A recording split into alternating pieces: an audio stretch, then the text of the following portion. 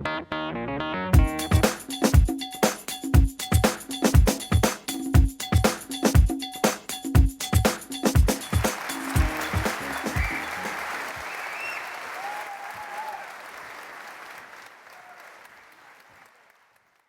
the first time in history, over half the world's population lives in cities.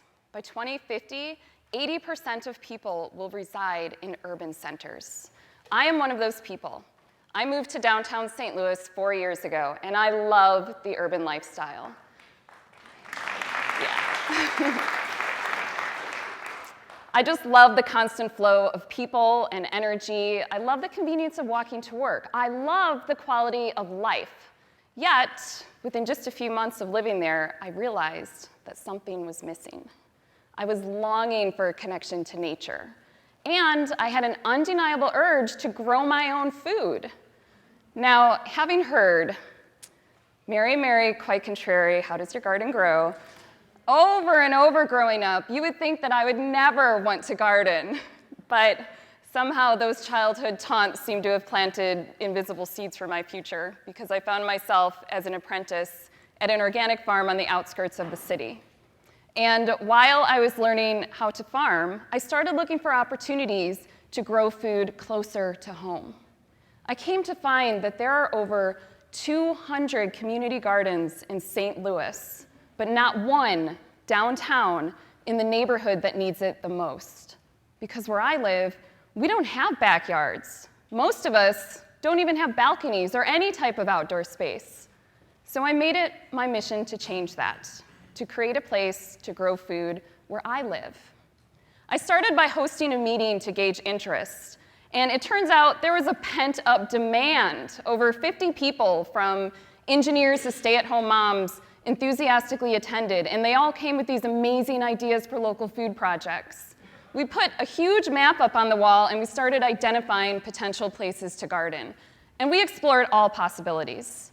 Since undeveloped land is nearly impossible to come by downtown, we looked at parking lots and garages and city parks and even an abandoned highway ramp. Well, not everybody shared in our enthusiasm. I cannot tell you how many times we heard that this land is slated for development, or we don't want the liability on our property. And the kicker, our parking lot is far too valuable for your project.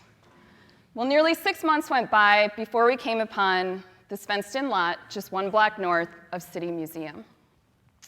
And soon after, we formed the nonprofit Urban Harvest STL to help guide us from this grassroots effort into developing the first downtown community garden. We spent just about every weekend that fall transforming this lot into a garden. And for every paver we put down, we dug up building debris and bricks, like these star blocks that we're still not sure the significance of. The soil was incredibly unhealthy, so we built raised beds from 100-year-old pine that had been salvaged from old buildings in the region. And we filled them with healthy soil and compost that's suitable for growing food. And after a few finishing touches, and recycling our star blocks into our pathways, the garden was good to go, and we put it to rest for the winter. Now, when spring came along, we could hardly wait to get started. But for some of us, that meant learning new skills. See, we were used to hunting and gathering our food from supermarkets and restaurants, but not growing it ourselves. Fortunately, we had a few seasoned gardeners, and with my farming apprenticeship under my belt, that year, we turned unsuspecting city dwellers into urban farmers. Our first season, we watched the seeds sprout and grow week after week and month after month into a thriving green space and an urban oasis. It was as though we created our own backyard in the middle of the city. And through the process, we learned a lot that we didn't expect to. Terrence, one of our budding urban farmers, told me that through this project, he has never felt more connected and more love for the city of St. Louis. He feels this city is a gem, and it just needs more places to bring people together. So many people came together around this project who otherwise would not have met. Food was the connecting factor. Food starts conversations. Food builds relationships, making communities stronger. And for kids living in the neighborhood, we gave them a safe and a fun place to play. And while their favorite thing to do is to dig in the dirt, they were also very enthusiastic garden helpers. Titus and Adeline would come with their mom, Rebecca, to the garden every weekend to help harvest food for charity. And Rebecca would let me know that Titus would remind her all weekend long, "Mom, when are we going to go to the garden? It's my favorite place to be." The three of them delivered fresh food to St. Patrick's Center every week during the growing season. And those tomatoes and cucumbers and onions were used at McMurphy's Grill, which is their training kitchen where they help people struggling with homelessness and mental illness. So our garden kids taught us that everyone has a part to play. Just because you are not big does not mean you cannot make a difference. It turns out that kids of all ages really like the garden. My nephews came to visit, and when I brought them there, their eyes just lit up. I introduced Josh and Sean to kale. I showed them how to harvest kale. And when I told them we were going to make kale chips, they looked at me like I was an extraterrestrial. There was no way this green leaf was going to taste as delicious as a potato chip. Well, they loved kale chips so much that when they got home, they repeatedly asked their grandma to make them. It's clear to me that if we can get kids excited about growing and eating healthy food, they bring the message home. And I think kale may just change the world. Kale is the gateway crop that can help us. Kale can help us teach kids the skills and the knowledge that have been lost in a fast food culture. And kale can help bring kids back to nature. Speaking of nature, not only are we growing community at the garden, but we're also growing biodiversity in the city. When we first started, this land was dead. We would dig into the earth, and it was as hard as a rock. There was no sign of life. And one day we were gardening, and a lizard popped out of our herb bed. He was not alone. The first season brought the birds and the butterflies and the bees and the ladybugs and the praying mantis and even the lizards. If you build a garden, even in the middle of the city, nature will find its way back. Here we had an unproductive patch of land that spawned life. Gardens are life-enhancing, life-giving. The downtown community garden showed us that we can have a thriving food system in the urban core. And we found that more people wanted access to the healthy food that we were growing right there in the neighborhood. A woman drove by one day and actually did a U-turn to come and ask us how she could get some of that fresh food. In fact, a lot of people were starting to ask us how they could buy food from the garden. We felt the demand growing, but we were at full capacity. We had a waiting list an arm long, and we were growing food for ourselves in the community. We weren't selling it. At one of our work days, I met a gentleman who owns a building downtown. And when he pointed to his building a half a block away, a light bulb went off in my head. "Is that a flat roof on top of your building?" I asked him. He replied, "Yes." "Is that rooftop in good condition?" He said, "Yes."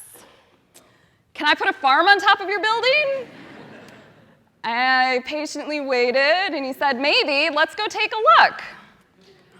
Well, when I got up on that rooftop, I was speechless by the sweeping views of the city and the possibilities that this hidden space presented.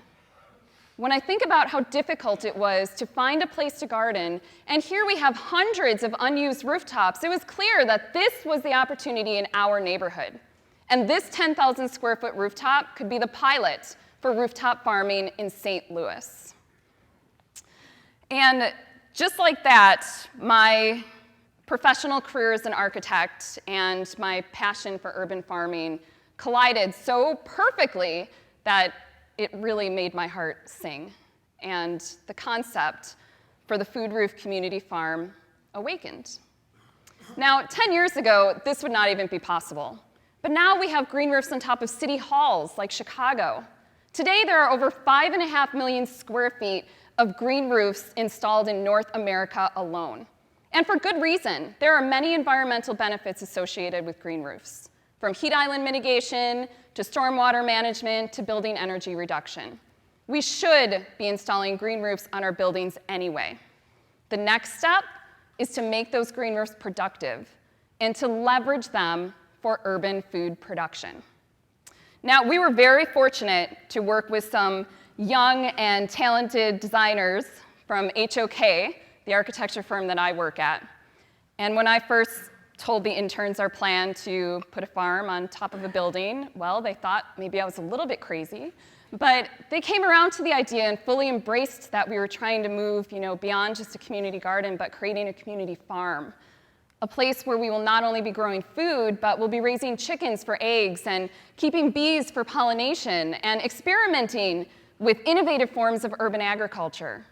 We designed the food roof to become a living laboratory where we can compare side by side different growing methods, from green roofs to vertical farms and hydroponics and aeroponics, to learn which systems work best on rooftops, so that we can then share those best practices with future urban farmers to help ensure their success. We also envision the Food Roof Farm to become a community platform, a place where we can engage and educate city dwellers on the ins and outs of a local food system. So we'll have an outdoor gathering space for community events and workshops and demonstrations. And local urban schools have already expressed interest in using this as an open-air classroom for their students and their parents and teachers to actively get involved in the farm. So how is this different than any other farm? Well, location, location, location.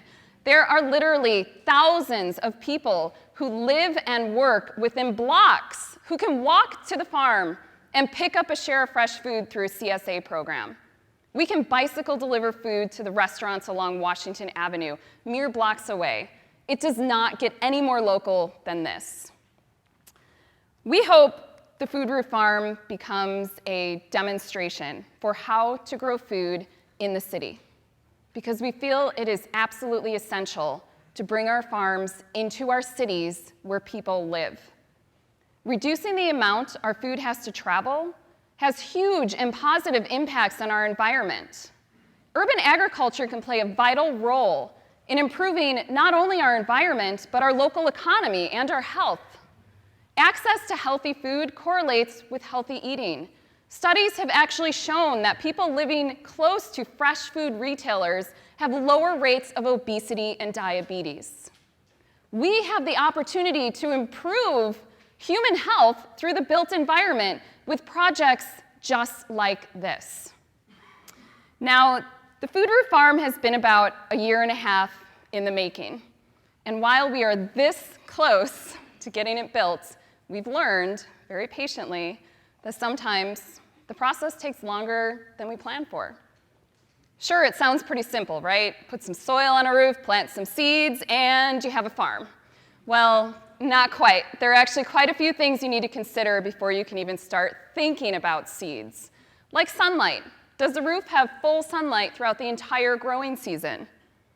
Access. Is there an elevator or at least a stair to get you up there? Utilities. Is there water and electricity on the roof?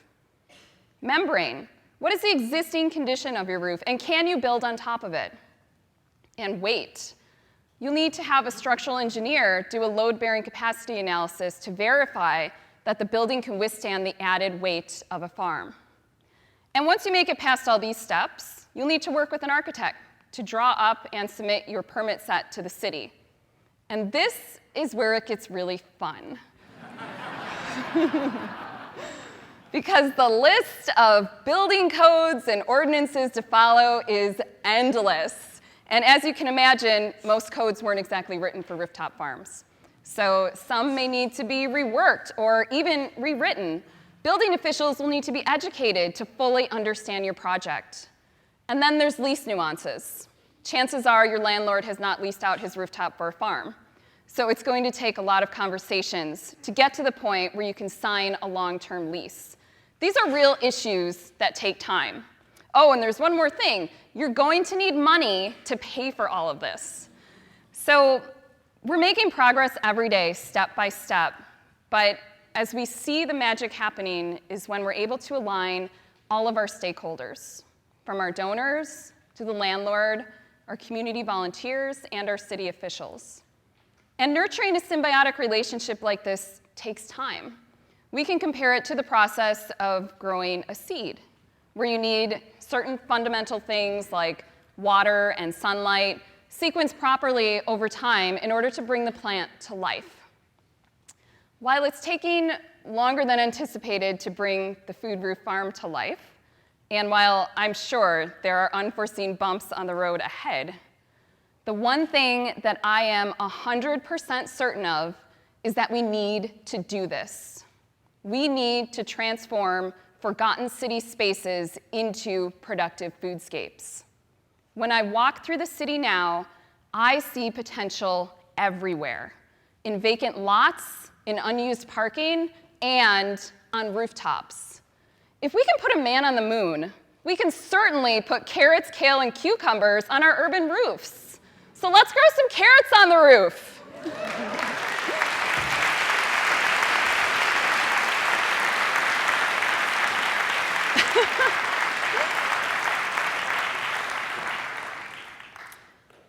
Sometimes the simplest of ideas can be the most profound. My simple idea: grow food where we live. Thank you.